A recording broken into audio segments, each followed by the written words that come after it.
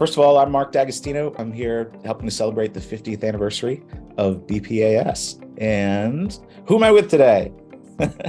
Paul Neveu. Good to see you, Mark. I'm the Chief Executive Officer at BPAS and honored to be here. Good to see you, man. So tell me when you first came to the company. It's interesting. So as you know, I went to University of New Hampshire, graduated there with a business degree with a second major in music performance, and went to work for Coopers & Lybrand in Boston for about 3.5 years and did employee benefit consulting. Now, of course, you're highly qualified to consult at age 22, 23, highly qualified. Right. You know, they're just saying, please get in here and consult with me. So did that for 3.5, learned a lot of different things about employee benefits and retirement plans. And then I had a boss that went to a mutual fund company, now Federated Hermes, based in Pittsburgh. And this gentleman named Steve Cronin ended up bringing me to that environment. So then I was effectively 9 years at Federated, still living in New England, but covering the Maine to Montana route. Wow. Calling on trust departments, bank trust departments who wanted to offer retirement plans, but didn't want to reinvent all the back office. Right. So we had a back office in Pittsburgh, and that's effectively what we did. You know, hook up our solution to the back of your truck, and together we have a great solution, kind of like the peanut butter and chocolate commercial. So during that span, that was 1996 through 2005, midway through, I started to hear from some banks that said, you know, we really want to offer retirement services, Mark, but we don't want to do any of the operational work at all. We just want to work with the plan sponsors, the participants, pick the funds. And so that's when I met BPA at the time. And a brilliant gentleman named Barry Kublin, who was the CEO and for a long span of time. And I know you'll be featuring Barry in this as well. So I met BPA at the time, Benefit Plan Administrators, around 1998, and visited Utica. And sure enough, about a week, I said, wow, that was a really interesting meeting. I'm not sure what to make of all that, but I heard a lot of information. A week later, this engagement came up in Florida that our group in Pittsburgh was unable to handle concerning IRAs. And I'm like, let me call that guy Barry, see what he has to say. Called Barry. He's like, we can do it. And of course, Barry was skating on thin ice at the moment because had not built it yet, but assured me with great confidence that he would figure it out. Wow. So we ended up winning that engagement and started working together. So I worked with Barry and with the firm for about 5 or 6 years and signed up about 20 banks. And then in 2005, Federated spun off its record-keeping group. And as I mentioned to you, they said, hey, sales guy. I'm like, yes. And they said, you know the group that you've been selling for 9 years that you're super proud of? Absolutely. We just sold it and you're going with it. I'm like, bad news, but no, I'm not. So I ended up joining here in 2005. And the paradox was the phone kept ringing and I would just answer from the BPAS angle. So I've been here, it'll be 18 years in August. It's been a journey of a lifetime and seen us grow from about 40 employees to 410 now. People don't stay in one place, especially in today's world. People tend to jump around. What kept you here? I love the entrepreneurial spirit where you can sell a plan, you can work on technology, you can work on marketing, communications, you can have a vision for something, you can work with really smart people. So part of it was the latitude to have an idea and vision and be able to be given the license to work that out until you see it come to maturity. And the other thing was the ability, and you've heard me say this, back in the 70s when we had no technology, a gift I got for Christmas was a rock tumbler.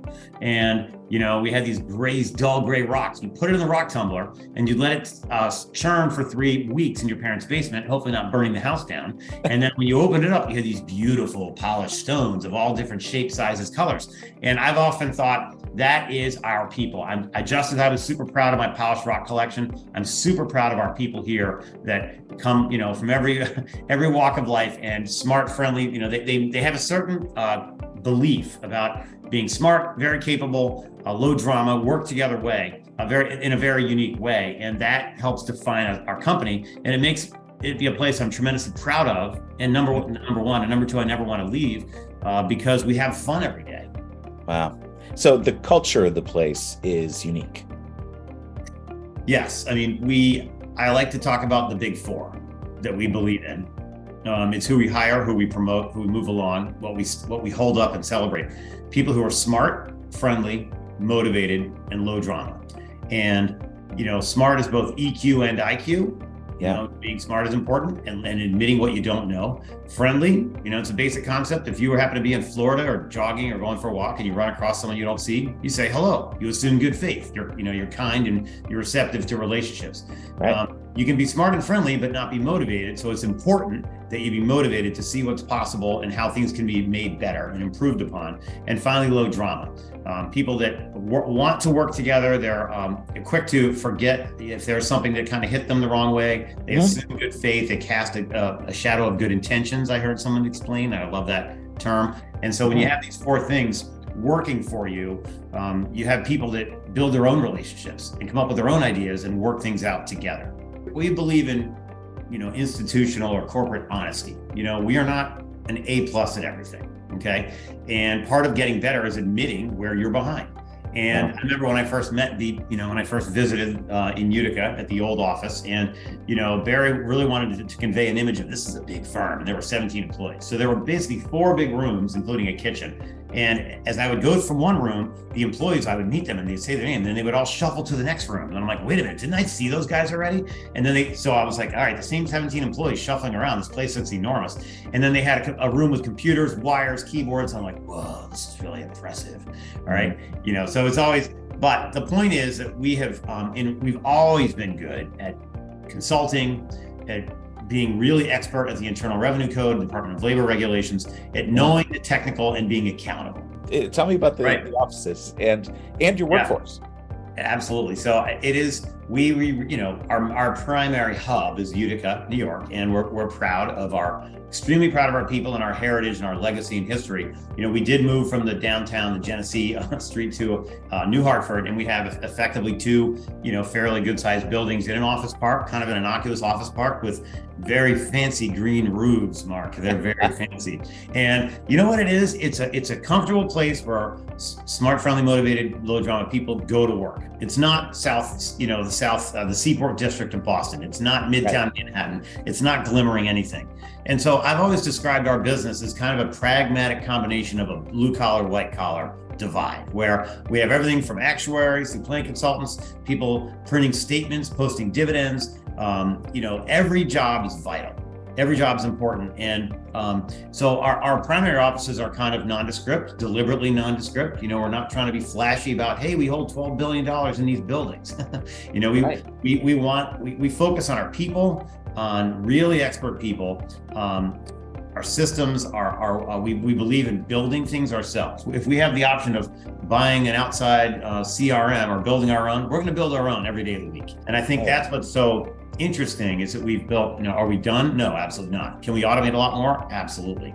But the point is we're not waiting on a vendor to make it rain. We've always felt our duty is to invest in expert people and keep them here.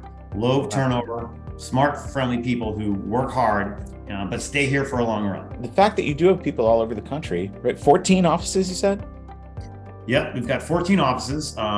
I could rattle them off, but I don't want to put you to sleep. Fans from Boston, Puerto Rico, Pittsburgh, Philly, several in upstate New York, and now we have a Spokane office on the campus of Gonzaga, effectively right there in Houston. So plus Minnesota, the Minneapolis area, and South Dakota. Then we have a remotely located team of regional sales directors and RMs. So I think HR is telling me, all right, Paul, you've got 30 states to hire in. Don't make us add 31. Okay.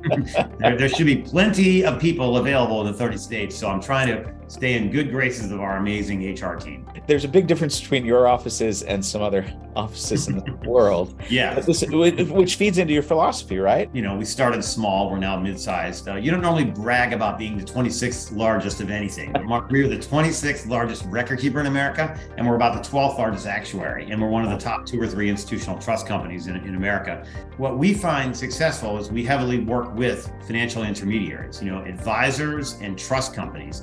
And when they trust us, when they think that we are accountable, and when they're people they can relate to and deal with, it's funny how the phone keeps ringing.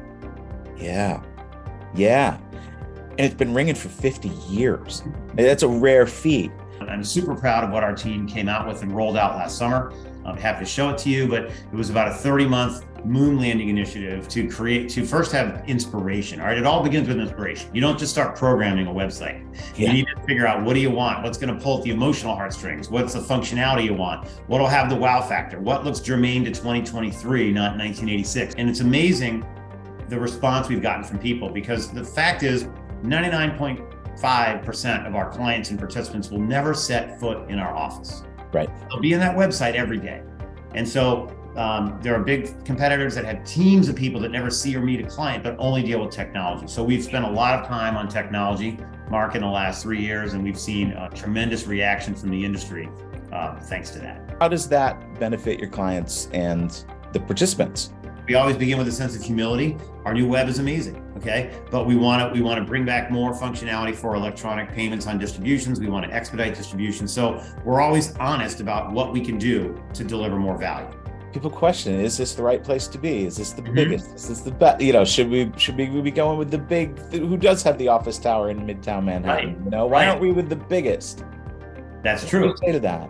Yeah, and that's a great question, Mark, because let's say if this was a finals presentation and you are leading the retirement plan committee for a $50 million plan, and we are presenting BPAS along with the advisor or the bank that we're partnered with.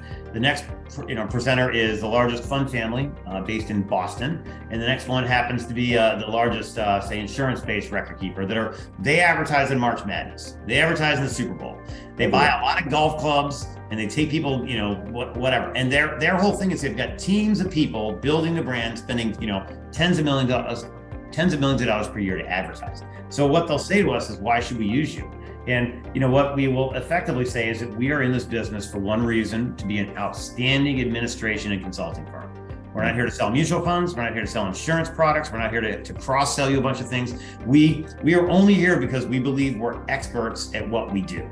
We are great at what we do, with a single vision and purpose of being the open architecture firm that lets you use any fund in the phone book. We're not going to try to cram down and get you to use our funds or some hidden agenda. And we have a lot of practical things that solve problems for fiduciaries. That we levelize fees, and we take all this work off the desk of human resources. So we think we've got a compelling story. So it's nice. What's the highest praise we get is, we work with provider X, who's enormous for our US 401k, and you're so much more nimble. How do you do it? So we take that as high praise. Being nimble, being able to change with the times, being able to adapt to new problems that come your way, new options that come your way is. You mentioned something earlier about how feeling there's almost a hunger, almost a startup mentality, almost that the growth and the change is actually a big part of what's kept you here.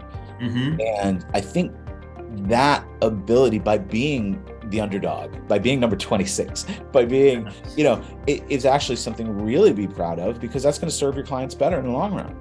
Yeah. You're going to be able to adapt. It's not like turning the steering wheel in the Titanic to try to get a change happening. You guys can adapt and change quickly because of your size. You're hitting on a key issue that it's kind of a dichotomous issue. So let's say the 5 largest providers, they are enormous. They have teams of people that never see a client. Okay. And for example, I know one firm that has 10 people that just thinks about and develops the web. Okay. Yeah, sure. We have people that do it too, but not to that level. So they've got very, very impressive technology, but when it comes time to doing something different, it's like moving the battleship. Yeah. They've got committees, they've got all kinds of layers of middle management. They need approval up and down the totem pole to do anything. And it makes them whatever the opposite of nimble is. Lugubrious. There we go, Mark, lugubrious. That's a good one.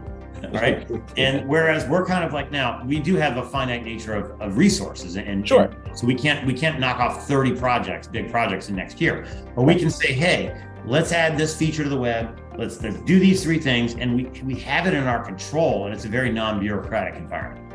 So many people have been through so much change in a short period of time that having a company that's stable, that has deep roots, that's been around, has seen the ups and downs of markets and everything else over the last 50 years, that matters. Mm-hmm. That matters.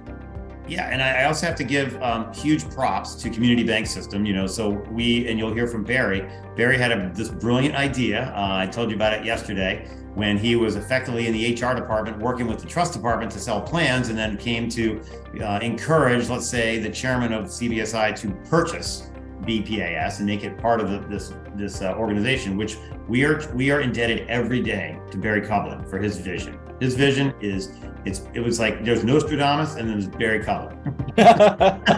Okay, and we are indebted every day for Barry's vision and his courage. It's both vision and courage. All right. Yeah. The point is that CBSI has given us. They've given us trust and confidence to build it. They've given us deep pockets. They've given us, hey, go work in your business. We have resources with IT and legal and risk management and others we can confer with and do need to confer with. But they let us run our business as long as we are smart and careful. And that's a tremendous advantage. Where do you see yourselves going next? What's ahead? That's a profound question. So, thinking about that call that we have with with our advisory board, don't change. And now we are going to keep evolving, of course. But what I see us doing, the biggest opportunities are really, now that we've really wowed over the last year with the technology, take that to the next level. We're expanding that to the plan sponsor and the advisor site this summer. And then little things. So there are 4 types of enhancements we talk about. First are fireworks, like shooting Roman candles off the deck of the boat. Ooh, look at that, right? Or something that goes much higher, like new fireworks. Everybody loves that. The second type is reducing or eliminating pain. Okay. Yeah. The third has to do with security and cyber threats, and the fourth has to do with regulatory compliance. All right. Sure. But what I'm learning now, fireworks are important, but honestly, where we get the greatest praise is on the bucket number 2. Yeah. Making it easier to upload a file, making it easier to approve something, a slick experience, cramming down work for HR. So where I see us going is continuing to be great on relationships and consulting and being accountable. Okay. Some additional flashy technology, but reducing and eliminating pain. And that's what we're hearing out of clients. If you take my pain away, give me the easy button, they're going to want to stay here. So I see more of that. We will do an occasional acquisition. For us, we don't want to acquire at any cost. Because acquisitions, if not done right, can literally change the nature of your company to begin with. Sure. So I want to talk about the 4 lanes. So there's 4 lanes in the highway. There's participants, there's plan sponsors, there are financial intermediaries, trust companies, advisors, and then there are competitors. Right now, I'm talking about the retirement side of our business. Yeah. The competitor lane is the newest of our 4 lanes. So I see us doing more with competitors who have enormous sales teams and they need somebody really good to handle this unique plan that they are winning. And then, of course, on the institutional trust side of our business, it gets really exciting because we work with some of the biggest institutions in the country, big custodians, major consulting firms who come at it with a very specific need that has to do with holding the assets, pricing it, unitizing it, being a fiduciary, doing other things for huge pools of money, but they need somebody very accountable. So we have a very unique story on the institutional trust side that's complementary to what we do on the retirement side. So I see us working through the institutions. We get to the end employer, but we do it by working through other financial firms who want a partner they trust, going to the sales call and into battle with them. And that I see more of that in our future. Figuring it out is what this company's done for 50 years. So, Hey, Paul, this has been great. I think we should wrap it up for today. I'll probably come back and talk to you some more after I've talked to some of the other folks around the company. And this has been really fun. And I just want to say happy 50th. Hey, thank you. My closing statement would be this. We're not perfect. We take ownership when we screw something up. We realize we're in a very complicated tap dance with current and changing regs, and it's possible to make an error. We don't take for granted the trust people have placed in us, and we take that with the highest level of seriousness. And we look forward to the future. There'll be interesting moments, as there is in any business, but we're honored to be here and to be entrusted with these plans, participants, and assets. And I'm grateful, Mark, for your helping to tell our story. So thank you. I'm grateful and very proud to be able to do this. So thanks, and we'll talk soon. Yep, sounds good. Thanks, everyone. Take care.